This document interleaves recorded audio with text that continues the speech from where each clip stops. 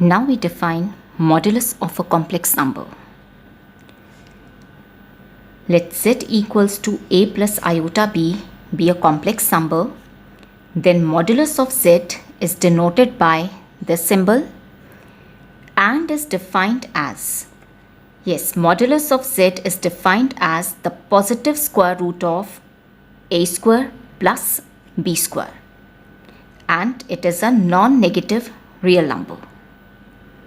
For example, if I have a complex number 4 plus 3 iota and I have to find out its modulus, so the number is in this form, a plus iota b. So here a is 4 and b is 3. So modulus of z will be a square, that is square of 4, plus b square, that is square of 3. It is 16 plus 9, square root of 25, and it is 5. It is the positive square root of a square plus b square. So modulus of z is 5. Now we have properties of modulus of a complex number. The first is modulus of z1 into z2 is equal to modulus of z1 into modulus of z2. Let's verify this. Let z1 is 1 plus 2 iota, z2 is 2 minus 3 iota. First I need to find out z1 into z2.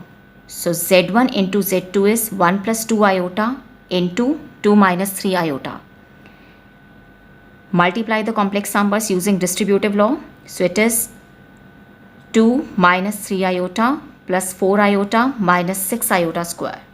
It's 2 minus 3 iota plus 4 iota, and here I'll get plus 6 because iota square is minus 1. Combine the real parts. 2 plus 6 will give you 8, minus 3 iota plus 4 iota will give you iota.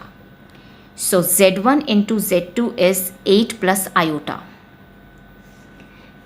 If I compare it with this form, a plus iota b form, so a will be 8 and b will be 1. So modulus of z1 into z2 will be square root of a square plus b square, that is 8 square plus 1 square. So it will be 64 plus 1, that is square root of 65. So left hand side is equal to square root of 65. Now coming to the right hand side, modulus of z1. z1 is this. So its modulus will be square root of a square plus b square. Here a is 1, so I'll get 1 square, and b is 2. This into modulus of z2. z2 is 2 minus 3 iota. So a is 2. So it will be 2 square and b is negative 3. I'll get this. So this will be 1 plus 4, 5 into 4 plus 9. That is root 5 into root 13, which will be equal to root 65. So left hand side is equal to right hand side. Hence verified. Let's take the next property. Modulus of z1 over z2 is equal to modulus z1 over modulus z2, and z2 is non-zero. Let's verify this. Let z1 be 1 plus iota and z2 be 3 minus 4 iota. First I'll compute z1 over z2. So z1 over z2 is equal to 1 plus iota over 3 minus 4 iota. Now to express this in the form a plus iota b, I multiply numerator and denominator with 3 plus 4 iota. Change this sign. Now multiply the numerators and multiply the denominators. I'll get 3 plus 4 iota plus 3 iota plus 4 iota square over 3 square minus 4 iota square. It is 3 plus 4 iota plus 3 iota minus 4, because iota square is minus 1, divided by 9 plus 16. Combine the real parts. 3 minus 4 will give you minus 1. 4 iota plus 3 iota, 7 iota over 25. Separate the real and the imaginary parts. It's minus 1 over 25 plus 7 over 25 iota. Now I compute modulus of z1 over z2, which is equal to square root of a square plus b square. So here a is minus 1 over 25 and b is 7 over 25. So minus 1 over 25 whole square plus 7 over 25 whole square. So it's positive square root of 1 over 625 plus 49 over 625.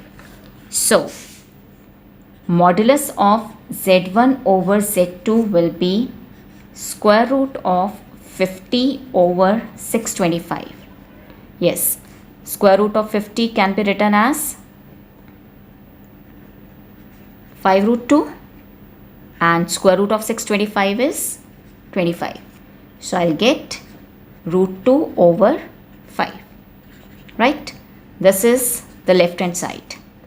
Now right hand side is equal to modulus of z1 over modulus of z2.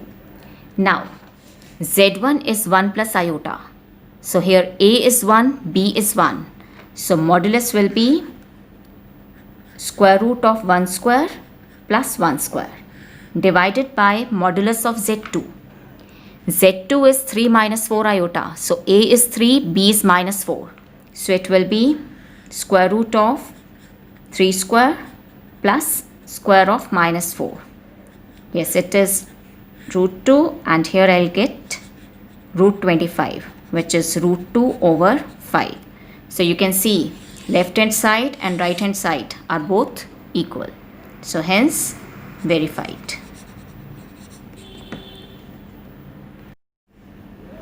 Yes. Now let's take the question.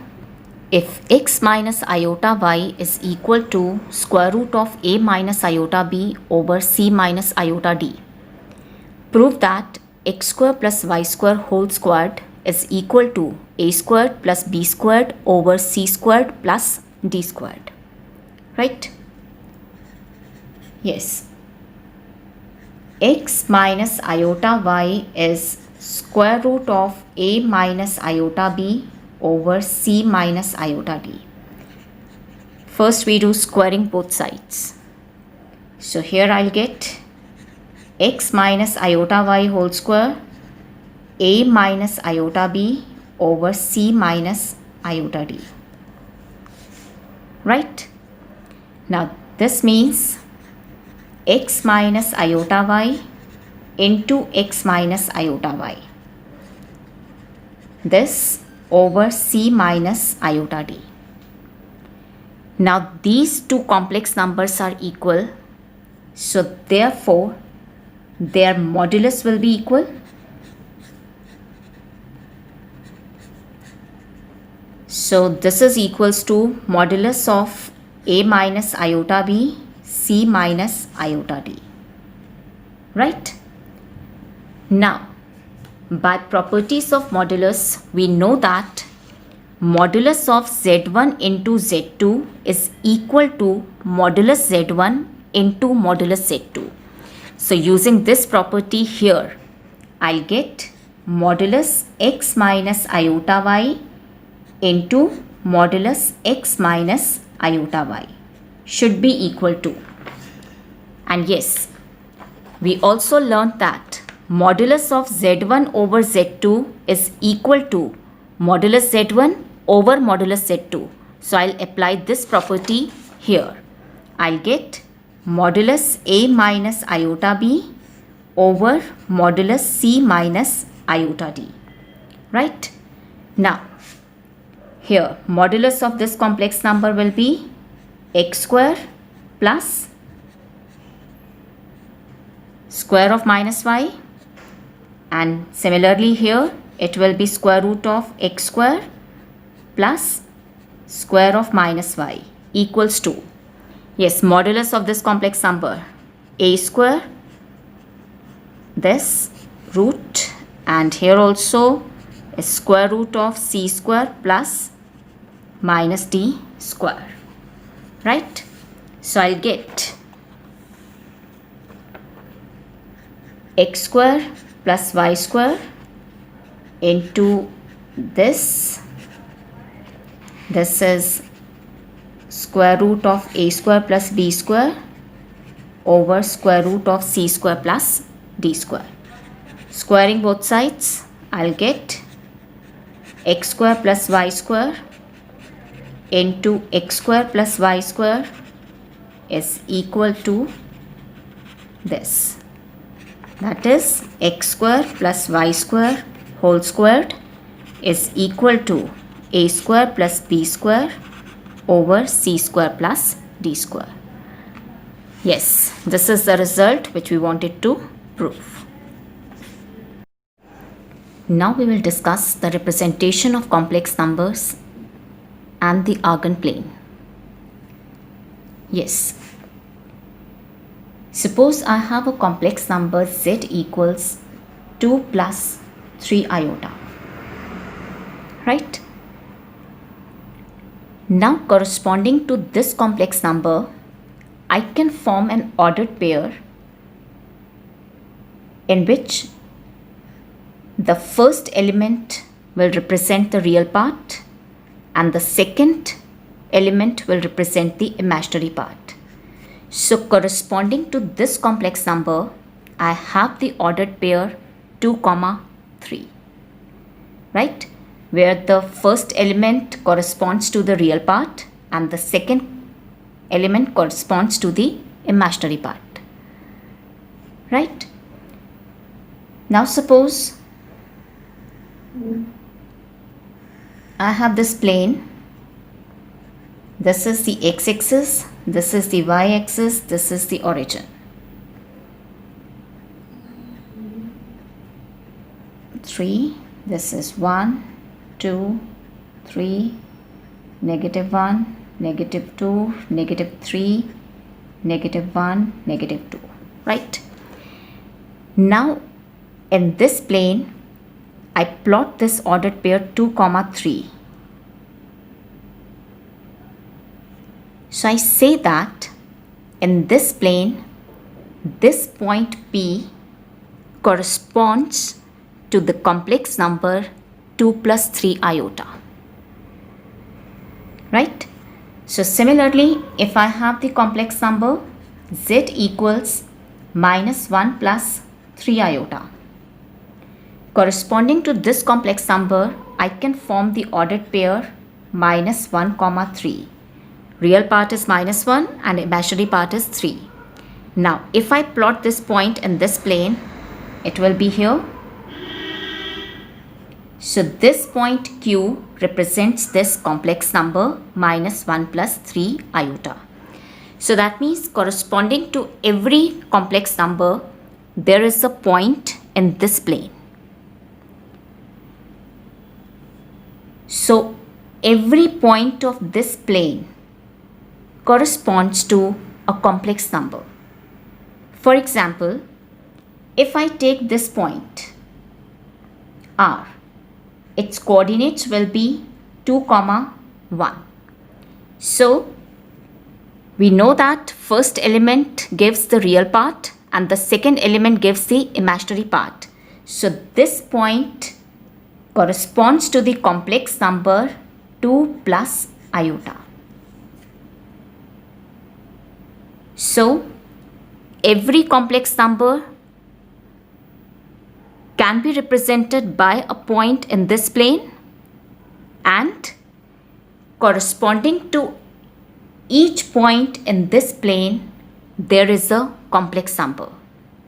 So we call this plane as the complex plane, or we call this as Argand plane, where each point of the plane represents a complex number. Right? Now, suppose I have the complex number, say -1 plus 0 iota. So ordered pair will be -1, 0, this point.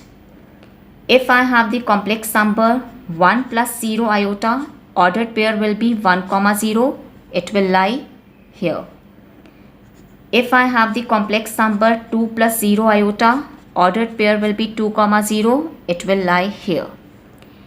So you can see all the complex numbers whose imaginary part is 0 will lie on the x-axis, and we know that the complex numbers in which the imaginary part is 0 are called as purely real.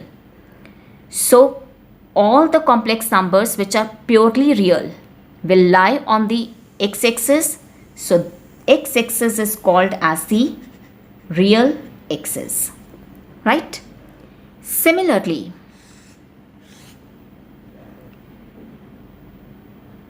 if we have a complex number, say 0 plus 2 iota, ordered pair will be 0 comma 2. It will lie here.